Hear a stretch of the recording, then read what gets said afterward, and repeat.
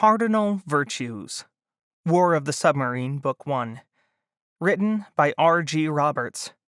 Narrated by A.J. Shuck. An unjust peace is better than an unjust war. Marcus Tullius Cicero, Roman statesman.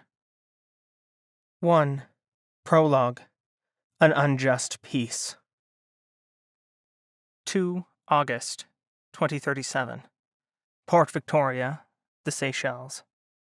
No one noticed the pattern yet, but accidents in the Indian Ocean were becoming common for the U.S. Navy.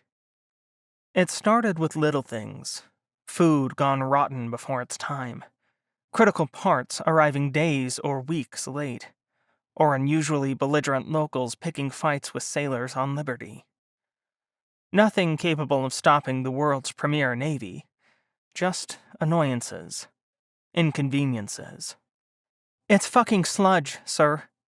Chief Machinist Mate Wendy Ross scowled, holding up the sample vial of what was supposedly maritime diesel fuel, commonly known as DFM. "Maple syrup is more viscous than this." Lieutenant Commander Alex Coleman blinked. He was a slender man of average height, with blue eyes and blonde hair as long as Navy regulations allowed, which wasn't long at all. He stood easily on the aft deck of the sleek black submarine nestled up against one of Port Victoria's busier piers.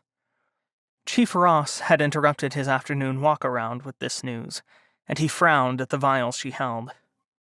"Looks more like molasses to me." He shoved his hands in the pockets of his Navy-issue blue coveralls.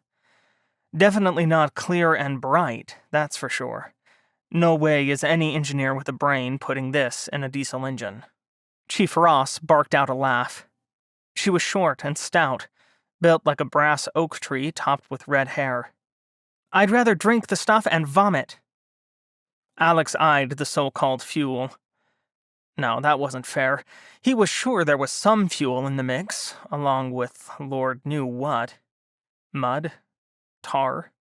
Chocolate sauce? It looked like one of the gross concoctions his daughters made when they were little. No trained fueling team would miss this gunk. Not by accident, anyway. Alex glanced aft and down at the local fueling company hired by the Navy's local agent in the Seychelles.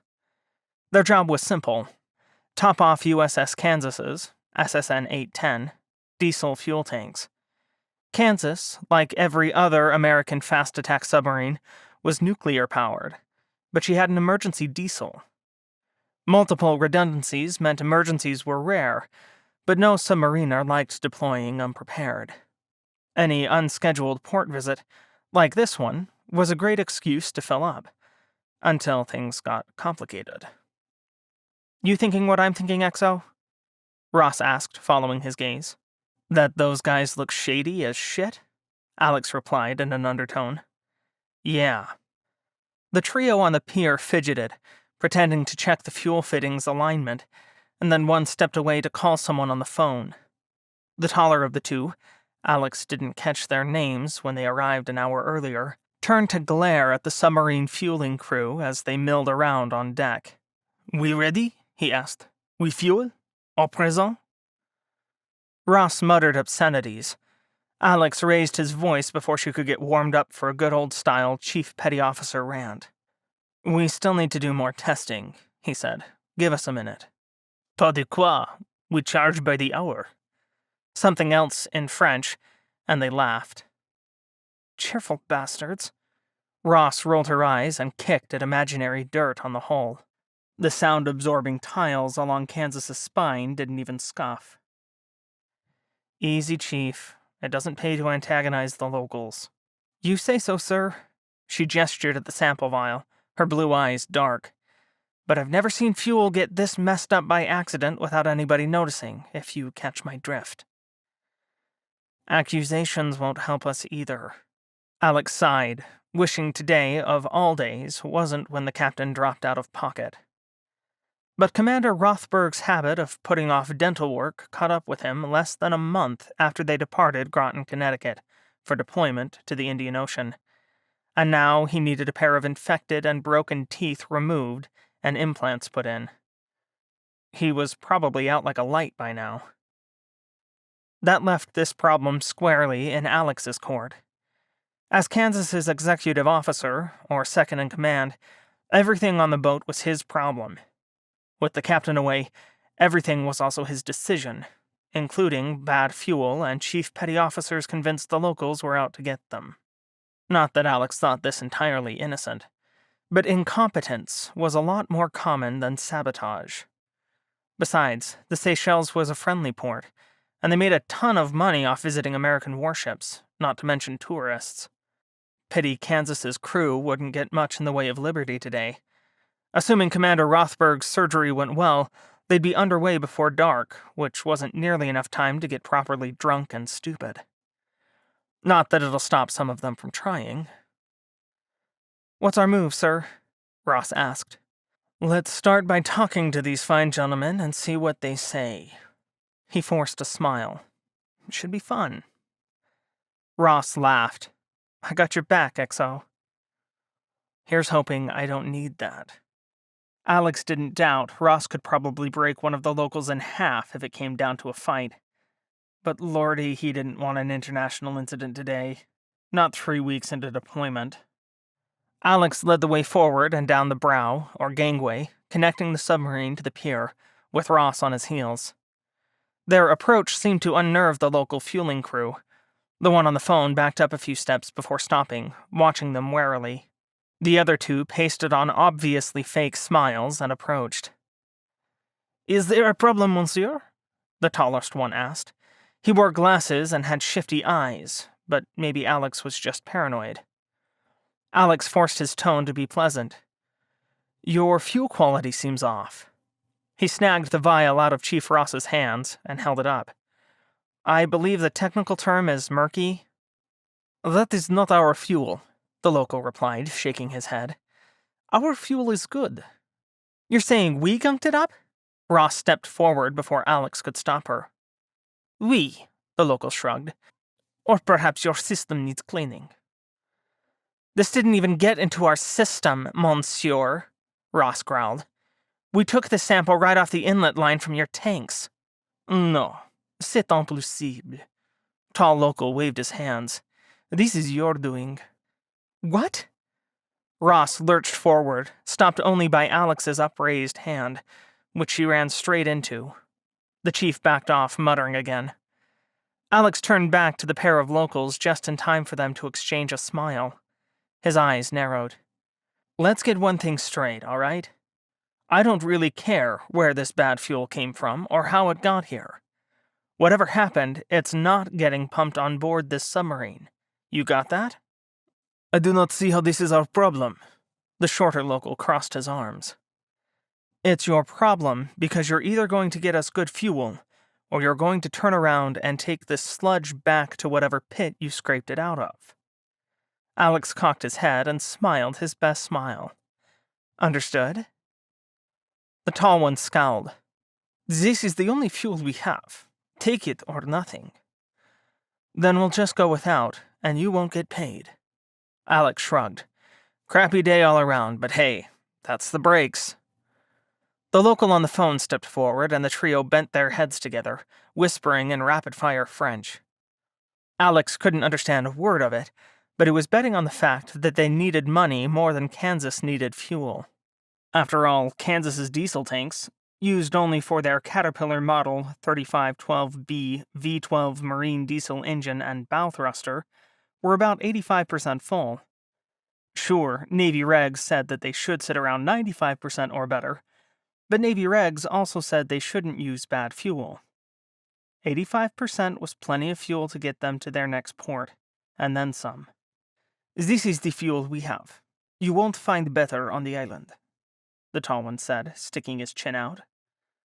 "Then we won't find fuel on the island. I'm good with that." Alex turned back to Ross. "Chief, have your boys and girls disconnect their hoses and stow all our fittings.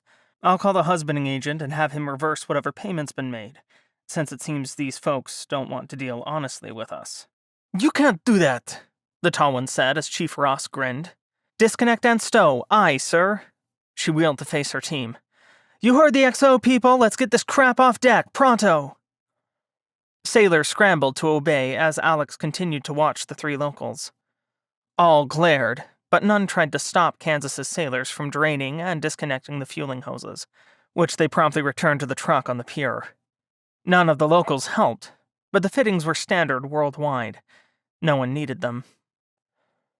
One phone call later, and the tall local had someone new to complain to when he learned he wasn't getting paid. He was still ranting when the fueling truck drove away. Commander Camille Dubois, French intelligence, watched from the end of the pier and shrugged. As the architect of this campaign of accidents, delays, and inconveniences, anything to make the American presence in the Indian Ocean just that much less comfortable, she accepted that not every plan would come to fruition. She was a realist. One failure did not matter. She would catch up to USS Kansas another day. 9 November 2037. Toulon, France. Admiral Jérémy Bernard's bushy eyebrows always communicated his mood. Junior officers feared them like monsters in the dark. Senior officers avoided Bernard when his eyebrows started working. Today, they bounced up and down. He was planning something. The Admiral perched in his chair behind a polished wooden desk. Had Jules ever seen Bernard like this? The Admiral was a nitpicker, the Gorgon threatening incompetence across France's submarine force. Not that Jules made it a habit of running afoul of him, but he enjoyed watching others cry when they did. Bored, Jules' eyes flicked to the window. Bernard's corner office at the Toulon naval base overlooked the piers of 9 sleek, fast-attack submarines. 9. 15 years earlier, France had a grand total of 6 nuclear fast-attack submarines. Today she had over 50, and the best belonged to Captain Jules Rochambeau.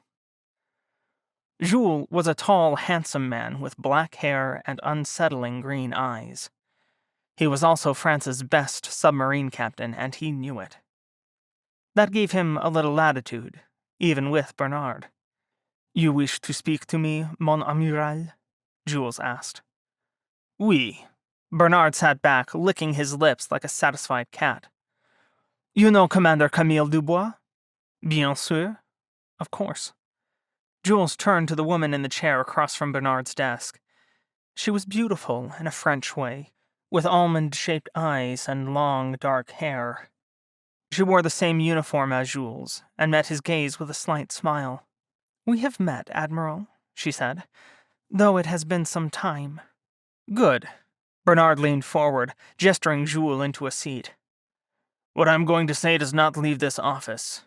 You," he pointed a finger at Jules, "will not inform your crew, and Commander Dubois, you will cease your clandestine operations and transfer to my staff effective immediately."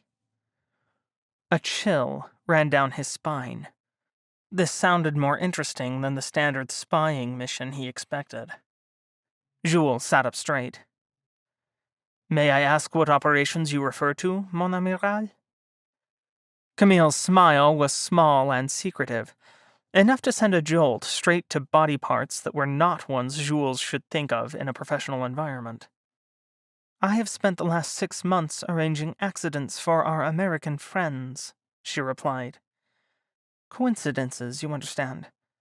Small things." "To what purpose?" Jules turned back to face Bernard.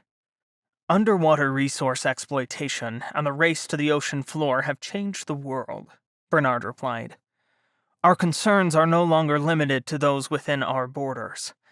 As you know, we have partnered with India to develop bases and underwater stations throughout the Indian Ocean. This has made France rich, but there remains one obstacle to greater power." "America." Jules sat back, rolling his eyes. "The land of interference." Bernard nodded. "We must break their hold on the Indian Ocean.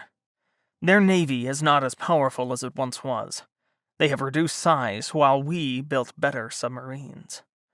They still believe they are the best in the world, but their government is weak. America will not leave short of war. Camille's eyes were hard now. Did she also resent how often France was forced to play second fiddle to America? Once they were allies. In fact, a long legacy of friendship lay between America and France. But decades of being treated like children, despite France's glorious history and experience, left their mark. And even in this new world, one where the riches of the ocean floor were open to anyone with wit and scientific know-how, America wanted to be the world's police. The fact that they now lacked the strength to force the world to their will seemed lost on the Americans. They will if public opinion makes them leave, Bernard replied. How? Jules asked. America has cared little for public opinion in the past. They will if it is backed by sufficient military force. Jules felt his eyes narrow. Without war? Oui. Camille shook her head. They are too proud. That is why we will use their pride, Commander. Bernard smiled like a cat with its paws covered in cream. We will also use your background in intelligence. You will lead them on a merry chase, and then Captain Rochambeau will be waiting. We will not sink them. He held up a hand when Jules' jaw dropped. We will humiliate them, increase their feelings of isolationism, and tell them once and for all that the world does not want their so-called help. Jules scratched his chin. Americans have never retreated when confronted. They will if we make them the villain of the piece. Bernard's eyes glittered. And then we will fill the power vacuum. Jules cocked his head. Could France become a world power once more? His nation made powerful alliances in the last decade, openly with India, quietly with Russia, and was richer than in centuries. Was the risk worth the potential gain? A literal sea of riches awaited any country strong, quick, and savvy enough to take them. This could usher in a glittering future for France, and he could be at its heart. Slowly, Jules turned to meet Camille's dark eyes. His thoughts and hopes were clearly mirrored there. This opportunity could decide their futures as well. Breaking American influence on the world made almost anything possible. And with France on top, how far might Jules Rochambeau go? 10 hours later, Barracuda got underway under the cover of darkness. Her crew believed they were on an extended training mission. Only Jules knew better.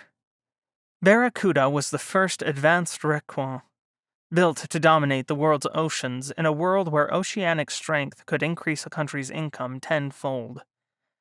France hadn't possessed such military might since before the Second World War.